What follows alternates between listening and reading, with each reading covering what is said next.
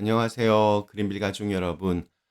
오늘 수요일 아침, 오늘도 이렇게 매일 한 말씀으로 오늘 하루를 믿음으로 이렇게 시작하는 모든 분들에게 오늘 우리가 누구를 만나든지 하나님의 사람답게 진심 어린 말을 하고 또 진심 어린 행동을, 사랑을 보여줄 수 있는 그런 귀한 날이 되시기를 간절히 기원합니다. 자, 오늘 저희는 사무엘하 3장 31절에서 39절의 말씀으로 함께 오늘 이 아침을 시작하도록 하겠습니다. 사무엘하 3장 31절에서 39절의 말씀.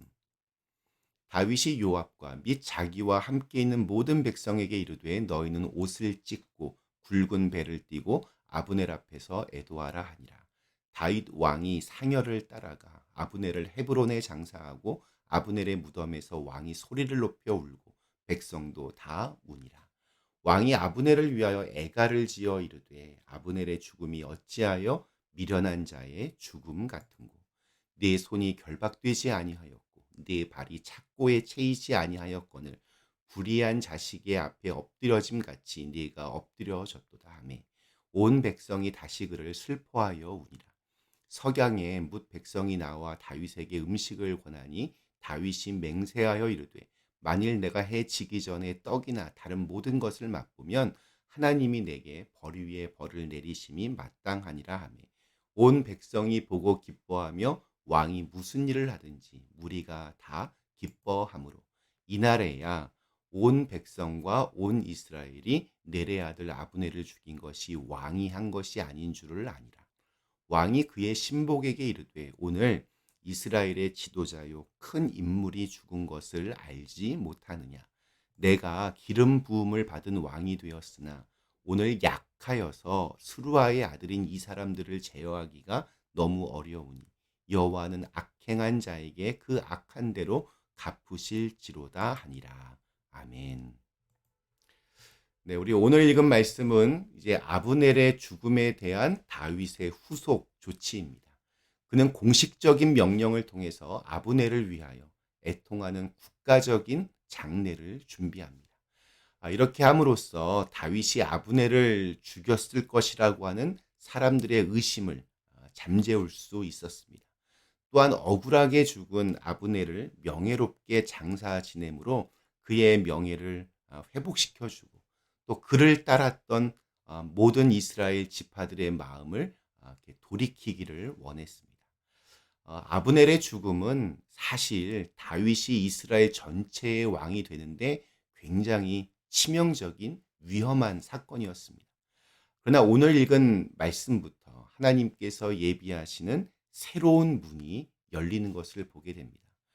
성경에서는 다윗을 왕으로 부르기 시작했고 또 온 이스라엘이 다윗을 이렇게 지지하는 모습들을 보여줍니다. 성경을 기록할 때 이렇게 아무렇게나 쓰지 않습니다. 단어 하나하나에 분명한 목적을 가지고 선택을 했을 것입니다. 특별히 구약 성경은 더 그렇습니다. 히브리어 원어에 보면 오늘 읽은 말씀에 다윗을 7번이나 계속해서 왕으로 그렇게 호칭하고 있습니다. 그러니까 아브넬의 죽음은 너무나도 심각한 위기 상황이었지만 이것이 오히려 다윗이 진짜 왕으로 온 이스라엘에게 인정받게 되는 계기가 되었다는 것을 보여주고 있습니다. 이렇게 끔찍한 일, 일어나면 안 되는 일들을 통해서 오히려 다윗이 왕으로 인정받는 계기가 되었다는 것입니다. 굉장히 놀라운 반전이 일어났습니다. 다윗은 아브넬의 상여를 뒤따라가 그의 무덤 앞에서 소리 높여 울기까지 했습니다. 다윗의 울음은 이렇게 악인이었던 아브넬을 인정하는 혹은 앞으로의 시간들을 위한 정치적인 쇼가 아니었습니다. 그의 안타까운 죽음을 진심으로 슬퍼하는 데서 나온 것이었습니다.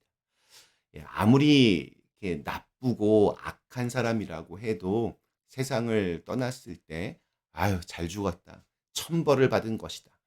이런 말은 우리 그리스도인들에게는 적당하지 않습니다. 죽어 마땅한 사람은 없습니다. 하나님이 보실 때는 그 사람도 구원받아야 할 사람이고 하나님이 사랑하시는 사람이며 예수님께서 그 사람을 위해 십자가에서 돌아가시기까지 한 사람입니다. 그러니까 잘 죽었다. 죽어도 싸다. 이런 말 하지 말아야 합니다. 다윗은 오늘 세 가지의 아주 중요한 모습을 보여줍니다. 첫째는 아브넬의 장례를 직접 주관하고 큰 슬픔을 표현하고 그렇게 명령을 내린 것이었습니다. 두 번째는 아브넬을 추모하는 애가 슬픈 노래를 직접 지어서 자기가 아브넬의 죽음을 진심으로 안타까워하고 있다는 것을 보여줍니다. 다윗은 아주 탁월한 뮤지션이었습니다. 젊었을 때 그는 음악으로 사울을 치유한 적도 있었습니다. 그는 수금을 가지고 오라고 해서 가사를 짓고 노래도 지어 부릅니다. 그리고 눈물도 흘립니다. 음악은 사람들의 마음을 움직이는 굉장한 힘이 있습니다. 아브넬은 오랫동안 이스라엘의 군대 사령관이었기 때문에 많은 백성들이 그의 죽음을 지금 안타까워해하는 상황입니다. 그럴 때 다윗이 노래를 지어서 애가를 지어서 부르니까 많은 사람들의 마음이 녹습니다. 특별히 다윗의 반대편에 있던 사람들의 마음이 다 풀렸습니다. 2015년 오바마가 대통령이었을 때 우리 그 콜롬비아에 있는 한 흑인 교회에 백인 청년이 들어와서 총기를 난사해서 목사님을 비롯한 9명이 죽는 아주 끔찍한 사건이 있었습니다.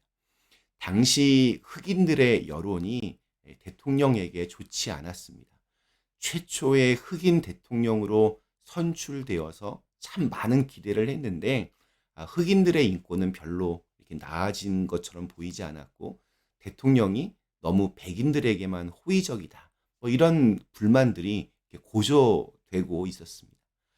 그때 이 오바마 대통령이 장례식에 참석하여 연설을 했습니다. 그는 아주 짧은 연설과 함께 찬송가 어메이징 그레이스를 부르기 시작했습니다.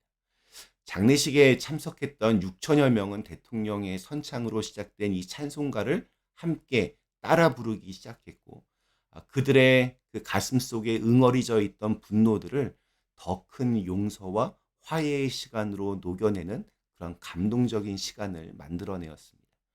오바마 집권 2기 시절에 최고의 순간으로 그렇게 꼽히는 장면입니다. 다윗은 아브넬을 위한 애가를 손수지어서 불렀고 의심과 분노로 가득 찼던 사람들의 마음을 녹여내었습니다. 다윗은 마지막으로 이제 세 번째 해가 지도록 음식을 먹지 않았습니다. 음식을 먹지 않을 만큼 아브넬의 죽음에 깊이 슬퍼하고 있음을 행동으로 그렇게 보여주었습니다. 당시 가까운 사람의 죽음을 슬퍼하며 금식하는 것은 이스라엘 사람들의 관습이었습니다. 사울과 요나단이 죽었을 때도 그렇게 했습니다. 다윗의 이러한 행동이 가시에서 나온 것으로 보일 수도 있고 또 고도의 정치적인 제스처로 보일 수도 있지만 저는 개인적으로 다윗은 사람에게 언제나 진심이었다라고 생각합니다. 그래서 아브넬의 죽음 이후에 보여준 그의 모습 역시 진심이었다라고 그렇게 생각합니다.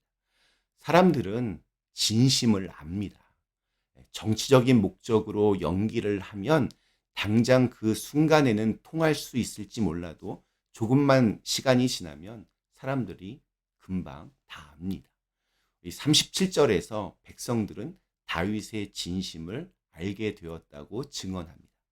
이날에야 온 백성과 온 이스라엘이 넬의 아들 아브넬을 죽인 것이 왕이 한 것이 아닌 줄을 아니라. 다른 사람의 신뢰를 얻는 것, 마음을 얻는 것은 어떤 제스처나 쇼를 통해서 되지 않습니다. 결국에는 다 드러납니다. 반대로 순수하고 깨끗한 마음으로 하는 행동 역시 결국에는 다 알게 됩니다. 진심은 통하는 것이고 진실은 반드시 드러나게 되어 있습니다. 사람에 대해서 진심이었던 다윗의 모습을 오늘 우리가 좀 배웠으면 좋겠습니다. 오늘 우리에게 주신 하루 내 곁에 있는 사람들에게 진심인 사람으로 그렇게 살아가실 수 있기를 간절히 기원합니다. 잠시 함께 기도하시겠습니다. 사랑의 하나님, 다윗은 오늘 자신의 반대쪽에 있던 아브넬의 죽음을 깊이 애도합니다. 다윗은 언제나 사람에 대해서 진심이었습니다. 우리들도 그 모습을 배울 수 있게 하여 주셔서 우리가 만나는 모든 사람들에게 진심 어린 말과 행동을 건넬 수 있는 사람들이 되게 하여 주시옵소서. 예수님의 이름으로 간절히 기도드리옵나이다. 아멘.